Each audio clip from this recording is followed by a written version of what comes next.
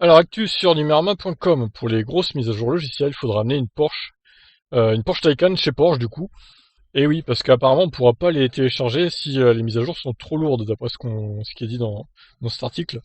Capable d'être mise à jour à distance, la Porsche Taycan devra quand même être emmenée en concession dans certains cas. Il s'agit d'un argument en moins face au Tesla.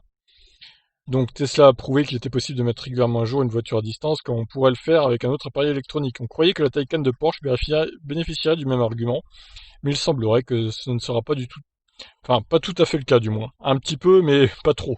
À en croire une lettre reçue par un propriétaire et partagée le 8 août sur LinkedIn, il sera parfois nécessaire de se rendre en concession pour améliorer et ajouter des fonctionnalités. Le propriétaire en question a reçu une note lui indiquant qu'une nouvelle mise à jour pour son véhicule est disponible. Loïc, il doit se déplacer pour la télécharger, l'installer et vérifier que tout fonctionne.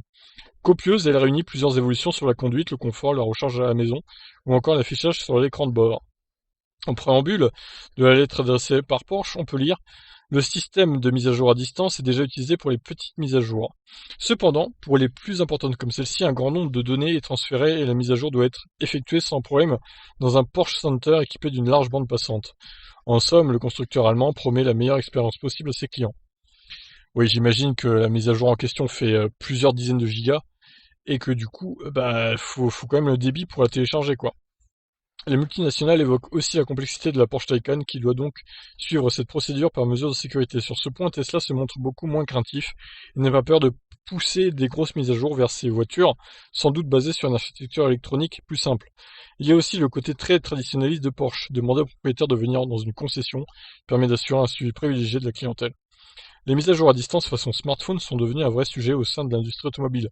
Notre système intelligent de mise à jour à distance ultra rapide permet de s'assurer que votre Mustang Mach-E peut sans cesse s'améliorer même lorsque vous dormez. Annoncé par exemple Ford en mai dernier à propos de son SUV 100% électrique repoussé à 2021 en Europe. Jaguar fait pareil, donc avec le I-Pace, non, et je crois pas qu'il y ait de mise à jour à distance pour le Jaguar I-Pace du coup. Il faut se déplacer en concession également. Donc voilà.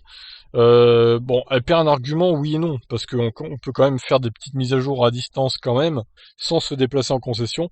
Mais effectivement, pour les mises à jour très importantes, très risquées, eh bien, il faut quand même se déplacer en concession. Donc bon, voilà, il faut le savoir avant d'acheter cette Porsche Taycan, si si vous en avez moyen, évidemment. Voilà, je vous laisse réagir. Qu'en pensez-vous? Ciao.